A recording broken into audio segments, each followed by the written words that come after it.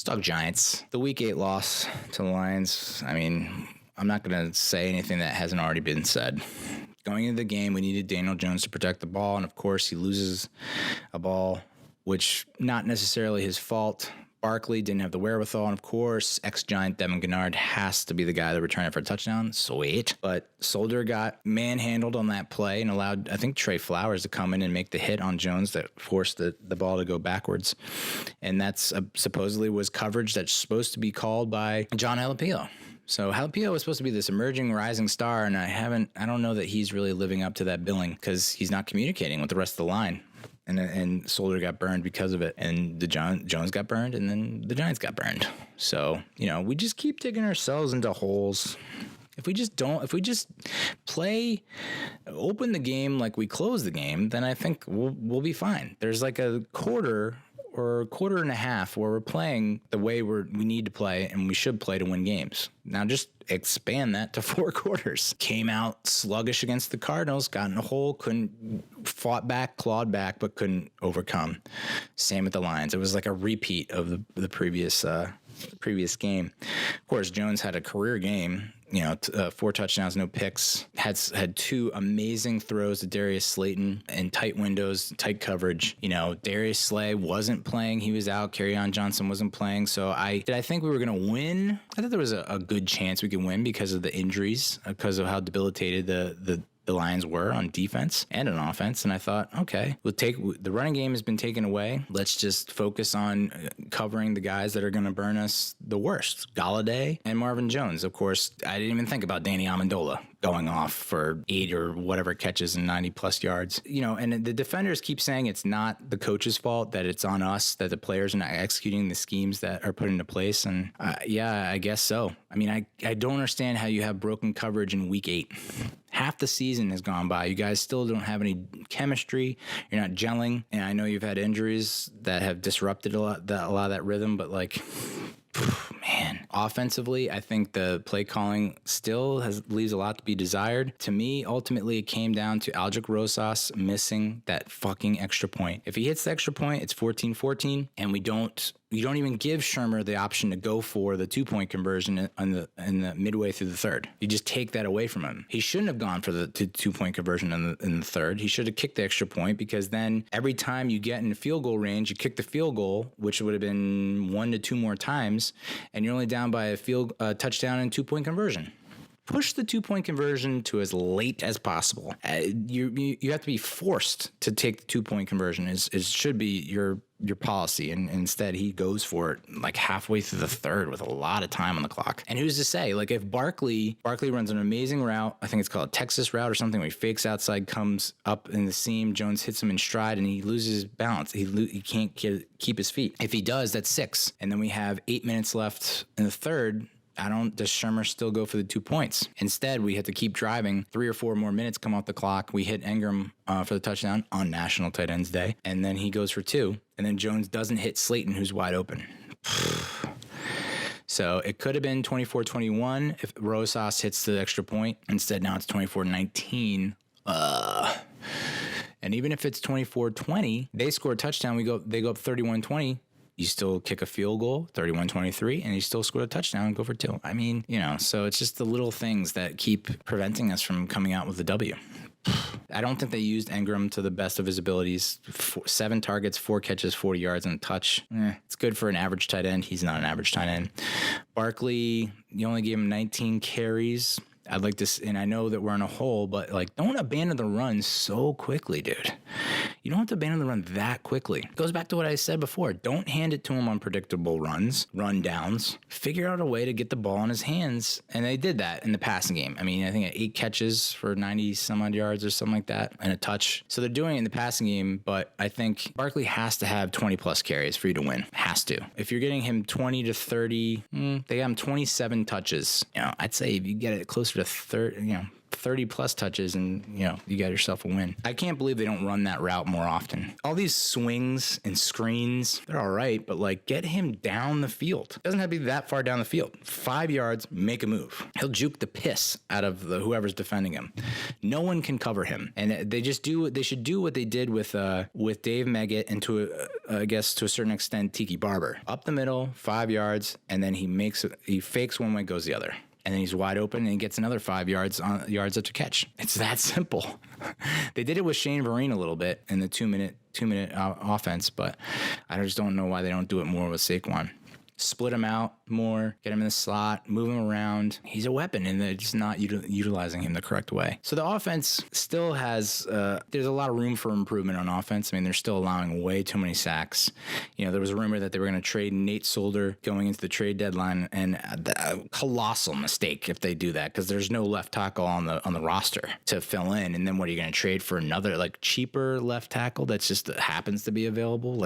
Everyone needs a left tackle. So especially with a rookie quarterback, you don't want to prematurely end his season and possibly his career because you don't have anyone protecting his blind side. So there's no way anyone's going to pay for Solder. Even the Browns are not that dumb. Yeah, the sacks are a problem. I guess DJ is getting a little bit better protecting the ball. Still like to see him not fumble at all during a game. That would be nice. But he is converting 46.1% of third down attempts, which would put him 7th in the NFL. Dallas is number 1 with almost a 52% conversion rate, which is just not a real number. I don't know how that's possible. So I don't have a lot of hope heading into the Week 9 game against the Cowboys. We opened as 7.5 point dogs. I think it was down to 7 yesterday. I don't know what it is today, but that spread, we haven't seen a spread like that in 2 decades. Sweet. Going back to the glory days of the early to mid 90s. Blech. And then we trade for fucking Leonard Williams, Jets defensive lineman, first round pick. People were stunned. I was surprised. I was a little shocked, and it took me a while for it to sink in. And then I got angry. I was like, what is going on? And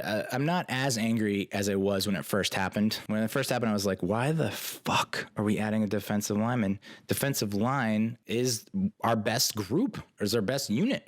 So far, our top 3 highest graded defenders: Dexter Lawrence, defensive line; BJ Hill, defensive line; Dalvin Tomlinson, defensive line. So, and that's why I don't know if I should put any more stock or emotional equity in these grades and these ratings from Pro Football Focus or whomever. BJ Hill last year, and this one is more telling than the stupid rating, this number that they assigned to someone. BJ Hill last year had 5.5 sacks, 8 quarterback hits, 6 tackles for loss. This year, 0 sacks, 0 quarterback hits, 0 tackles for loss. Okay, that's the difference, I guess. Leonard Williams has twice as many pressures as any other interior defensive lineman on the Giants. Okay, so I guess it's starting to make a little more sense. The problem is you gave up a 3rd rounder next year, 2020, and a 5th rounder in 2021, which essentially becomes a 4th rounder if he signs a contract extension. This feels like a lot to give up for a guy that you probably most likely will only have for 8 games. And you're not in buy mode. We're in sell mode, dude. We're 2-6. You really think we're going to go 10-6? We're going to go 9-7, 10-6 down the stretch when we got to still play the Packers, the Eagles twice. I mean, the Bears, say what you will about the Bears, they still have a killer defense. Cowboys, even the Jets could possibly upset us because they're unpredictable as fuck. Beat the Cowboys, what's that all about? So you really think this one defensive lineman, I mean, we're horrible in the secondary. We're not great at the linebacker position, at least inside linebacker position, and we get a defensive lineman, and that's going to be the difference. He's going to provide. You talk about wins above replacement in baseball. Is his WAR in the NFL is going to be a touchdown or 2, and he's the difference because he can get more pressures on the quarterback, not necessarily sacks, just pressures, and he's great against the run. He stops the run. Okay, and the reasoning that they're saying now is, well, it gives us a very long lead time. Advanced time to talk him into signing with us and to give us a sweetheart deal because he's now familiar with the clubhouse, the culture, the coaching staff, and he's maybe not getting as much as he would in the open market, but he feels more at home here. And I don't know. It just seems like such a huge risk. Since 2016, 38.7% of Leonard Williams' run tackles have gone for a loss or no gain, second only to Aaron Donald. Okay, so he stops the run. We minimize the damage on the run. We put teams into longer second and third down situations, and he's able to get pressure on the quarterback and force them into incompletions and interceptions. Is that the difference between a win and a loss? because we have so many close games this year where it's really just one or two drives, one or two plays that have prevented us from winning. I don't know, dude. My worst nightmare is he plays 8 games, we still don't win, and then he signs somewhere else. But then again, it's like, all right, so we lost 2 picks, a third and a fifth. I don't know. Who's to say that those picks even turn out? Part of me thought that, does this mean we're going to go to a 4-3? But I don't think that's going to happen. But Betcher's known for switching it up, going from 3-4 to 4-3. So maybe that is a look he'll put out there. But I think this is more about depth, because say BJ or Dalvin or Dexter, they get tired. Who they bring in? Olsen Pierre. Meanwhile, you're keeping 4 top guys fresh by cycling and rotating. You know, I don't hate it as much, but I still don't like it because we're in fucking sell mode. We're in sell mode. We're 2-6. It would take a goddamn miracle for us to make the postseason and win this division, especially seeing, like, thanks, Buffalo. You had one job, Buffalo. Beat the Eagles on your own home turf. And it's like, whoever said it, maybe it was Fights, maybe it was Big Cat. Someone at Barstool was like, yeah, I think the Bills just kind of mailed it in. They were just like, we're 5-1, we're 6-1. It's not a conference opponent. It's not a division opponent. We'll just mail it in. It's okay if we lose. Meanwhile, the Eagles are like, this is a must win. And of course they showed it and ended up demolishing the Bills. God damn you, Bills. God damn you. I really didn't think the Philly was going to go in and win that. And they have. And that's probably the confidence boost that they need to go on a fucking run. They play the Bears this week, and they'll probably embarrass the Bears. And then we're in a tight spot. I don't know. Maybe we catch Dallas. You know what the Dallas game is going to be? Same thing it's been every time at Giants Stadium the past few years. We're going to go punch for punch. It'll be close. We'll keep it in check. We'll keep it within striking distance. Maybe we'll even go ahead with like 2 minutes left in the game, and fucking Prescott will drive them down for a game-winning field goal or game-winning touchdown. I mean, the whole one knee rule, that's my goal in life. I have like a bucket list, and that's to repeal the one knee rule is like top of the list. What a bullshit rule. But you know that's going to happen. We'll keep it close, and then Prescott will pull something out of his ass, and then we'll lose again. And then what? We're 2-7.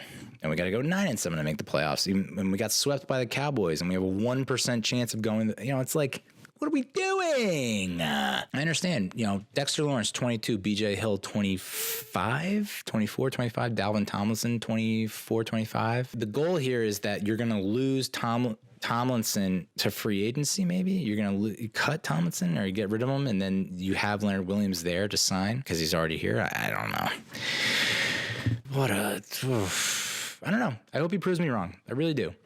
I've been against the trade. I was vehemently against it when it first happened. It sent me into a tizzy. The more statistics I see kind of pouring out, I saw a film analysis by David Deal last night that shows him, his technique and how he's able to stop the run and get pressure on the quarterback. But it's also against the fucking Dolphins, dude. Like, I literally watched the right guard just throw down a white flag before the play even started. So a white towel, whatever. Would be great to see him take apart the Dallas Cowboys offensive line, which is one of the best in the league, but I don't know. Not trading Janoris Jenkins. I can see not trading Ogletree maybe because there's not like a huge market for him, even though he's put up some of the top grades on defense the past 3 games that he's actually played, the Bucks, Cards, and Lions. But the Ogletree is another case where it's like, what do these grades mean? I saw a play, Baldy's Breakdowns on Twitter, where like it's a run play and he goes with the fucking receiver in motion and leaving a huge gap because David Mayo takes on the fullback